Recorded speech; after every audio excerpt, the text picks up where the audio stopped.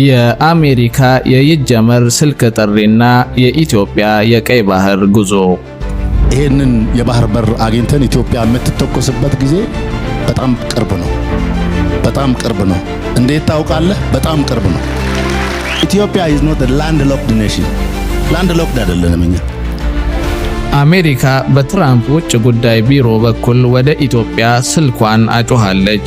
ኢትዮጵያ ወደ አሰብ እንድትገሰግስ ጥልቅ የሆነ ውይይት ከጠቅላይ ሚኒስትር አብይ አህመድ ጋር በአሜሪካ የውጭ ጉዳይ ሚኒስቴር ማርኮ ሩቢዮ በኩል ተደርጓል። አሜሪካ ከኢራን ጋር ባለው ጦርነት በቀይ ባህር መተላለፊያ ላይ በየመን ሀውቲና ኢራን አማካኝነት ለተደገነው አደጋ ጠንካራ ወዳጅና አጋር ሀገር ኢትዮጵያን አርጋ ይዛለች። ሱዳን የሽብር ኃይሎች መፈንጫ መሆኗ መግለጫ ያወጣችው አሜሪካ ቀጠናው ከኢትዮጵያ ውጪ ሊረጋጋ እንደማይችል አምናለች። ኢትዮጵያ የታሪክ እስረኛ አይደለችም፣ የታሪክ ፈጣሪ እንጂ። ዛሬ የምስራቅ አፍሪካ ፖለቲካዊ ካርታ በእሳታማ መድረክ ላይ ይገኛል። ከ1983ቱ የአሰብ መነጠቅ ጀምሮ የኢትዮጵያ መሪዎች በውስጣቸው አፍነው የያዙት ቁስል ዛሬ አገርሽቷል። አጼ ኃይለ ሥላሴ በዲፕሎማሲ ያስመለሱትን ኮሎኔል መንግስቱ ኃይለማርያም በደምና በአጥንት ጠብቀው የነበረውን የአሰብ ወደብ ዛሬ ጠቅላይ ሚኒስትር አብይ አህመድ በቴክኖሎጂና በዲፕሎማሲያዊ ብልሃት ዳግም ለማስመለስ ቆርጠው ተነስተዋል። በአንድ በኩል የኢሳያስ አፈወርቂ ሻዕቢያ በሴራ ተተብትበዋል።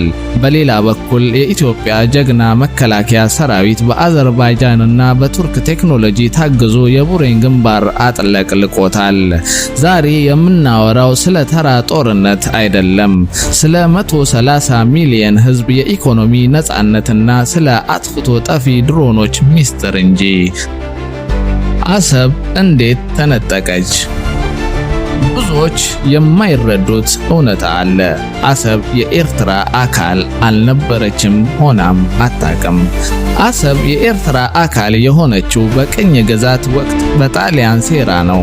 አጼ ኃይለ ሥላሴ ኢትዮጵያ ወደብ አልባ መሆን የለባትም በሚል ጽኑ እምነት በ1940ዎቹ መጀመሪያ ከታላላቅ ሀገራት ጋር ባደረጉት የዲፕሎማሲ ትግል ዓለም ኤርትራ የኢትዮጵያ አካል ናት የሚለውን ወስኖ ኤርትራን ከእናት ሀገሯ ጋር መቀላቀላቸው ይታወሳል። ያኔ አሰብ የኢትዮጵያ የኢኮኖሚና ደህንነት የልብ ትርታ ነበረች። ኮሎኔል መንግስቱ ኃይለማርያምም ቢሆኑም ምንም እንኳን በጦርነት ሴራ ብዙ ቢተበተቡም እስከ መጨረሻዋ ሰዓት ድረስ አሰብን አሳልፌ አልሰጥም በማለት በቡሬ ግንባር ከፍተኛ መስዋዕትነት አስከፍለዋል። ዛሬም ድረስ በቡሬ በረሃ የሚገኙት የኢትዮጵያ ጀግኖች አጥንት ምስክር ነው። ሌላው ብዙም የማይነገረው ታሪክ የአፋር ሱልጣን ሚና ነው።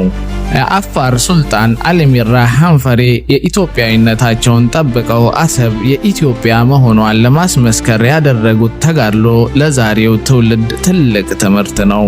አሰብን ከኢትዮጵያ መንጠቅ ማለት አፋርን ለሁለት መሰንጠቅ እንደሆነ ሱልጣኑ ደጋግመው ተናግረው ነበር። የኢሳያስ አፈወርቂ ሴራና የድንበር ላይ ጦርነት እንቅስቃሴ። ዛሬ በአስመራ ቤተ መንግስት የተቀመጡት ኢሳያስ አፈወርቂ ስጋት ላይ ናቸው። ኢትዮጵያ ቅድሚያ ለሰላም ሰጣ በሰላም ወደቧን ለማግኘት የምታደርገውን ጥረት በቀጥታ ወደ ጦርነት ቀይረውታል። በእርግጥም ኢትዮጵያ በሰላም ካልተሳካ ወደ ኃይል እርምጃ መግባቷ አይቀሬ ሆኗል። ከታማኝ ምንጮች የወጡ መረጃዎች እንደሚያሳዩት የሻዕቢያ ወታደሮች የትግራይ ታጣቂዎችን ዩኒፎርም በመልበስ በዛላምበሳ፣ አዲግራት፣ በኢሮብና አካባቢዎች ሰርገው እየገቡ መሆኑን የአካባቢው ምንጮች ጠቅሰዋል።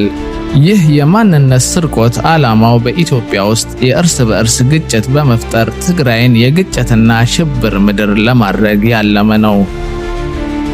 ነገር ግን የአካባቢው ነዋሪዎች የላስቲክ ጫማ ያደረጉ አማርኛም ሆነ ትግረኛን በትክክለኛ መንገድ የማይናገሩ እንግዳ ወታደሮችን በማየታቸው ሴራው ታውቋል። በኡሙ ሃጅር ግንባርም ቢሆን የኤርትራ ጦር ከፍተኛ ዝግጅት ቢያደርግም ጠቅላይ ሚኒስትር አብይ አህመድ የሚመሩት የመከላከያ ሰራዊት ግን በኢትዮጵያ ከፍተኛ ስልጠና የወሰዱ ኮማንዶ ክፍሎችን በስፍራው አሰማርቷል።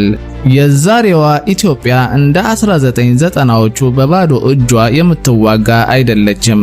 ጠቅላይ ሚኒስትር አብይ አህመድ ስልጣን ከያዙ ወዲህ መከላከያ ሰራዊቱ በዘመናዊ ቴክኖሎጂ እንዲታነጽ አድርገዋል።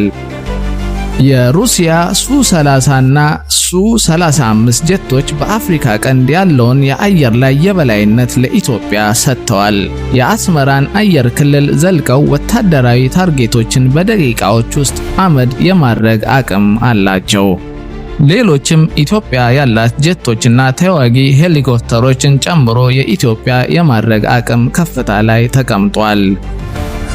አጥፍቶ ጠፊ ድሮኖች ይህ የኢትዮጵያ ትልቁ ሚስጥር ነው። ከቱርክና ከአዘርባይጃን የተገኘውን የቴክኖሎጂ ሽግግር ኢትዮጵያ ዛሬ በሀገር ውስጥ ካሚካዚ ድሮኖችን በብዛት እንድታመርት አስችሏታል። እነዚህ ድሮኖች የሰው ኃይል ሳይገበር የታንክ ጋጋታ ሳያስፈልግ የጠላትን ምሽግ ብቻ እየለዩ ያወድማሉ። ኢትዮጵያ በየዓመቱ ከ3 ቢሊዮን ዶላር በላይ ለጅቡቲ የወደብ ኪራይ ትከፍላለች። ይህ ገንዘብ ለትምህርት ቤት፣ ለሆስፒታል፣ ለፋብሪካ ሊውል የሚችል ነበር። አሰብ ለኤርትራ ባዶ መሬት ሆና ተቀምጣለች። ለኢትዮጵያ ግን የህይወት እስትንፋስ ናት። 130 ሚሊዮን ህዝብ ያለው ሀገር ያለ ወደብ መቅረት የታሪክ ስህተት ብቻ ሳይሆን የፖለቲካ ወንጀልም ነው። ጠቅላይ ሚኒስትር አብይ አህመድ በሰላም ካልሆነ በሌላ መንገድ የሚለው መልእክት ለዓለም ማህበረሰብ ያስተላለፉት ለዚህም ነው። የአፋር ህዝብና የኢትዮጵያ ሰራዊት በቡሬ ግንባር ፊት ለፊት ተፋጠው የሚገኙት ይህንን የታሪክ ስህተት ለማረምም ጭምር ነው። ታሪክ ራሷን ትደግማለች ይባላል።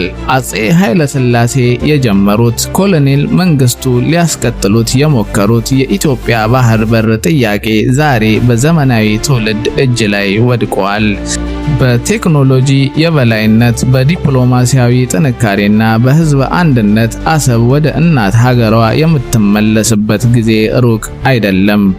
ውድ የኢትዮጵያዊነት ቤተሰቦች እናንተስ የጠቅላይ ሚኒስትር አብይ አህመድ የባህር በር ፍላጎትና የሻዕቢያ እምቢተኝነት ወዴት ያመራል ብላችሁ ታስባላችሁ? ሐሳባችሁን በኮሜንት አጋሩን። ቪዲዮውን ላይክ በማድረግ ለሁሉም እንዲደርስ አድርጉ። ኢትዮጵያ ለዘላለም ትኑር።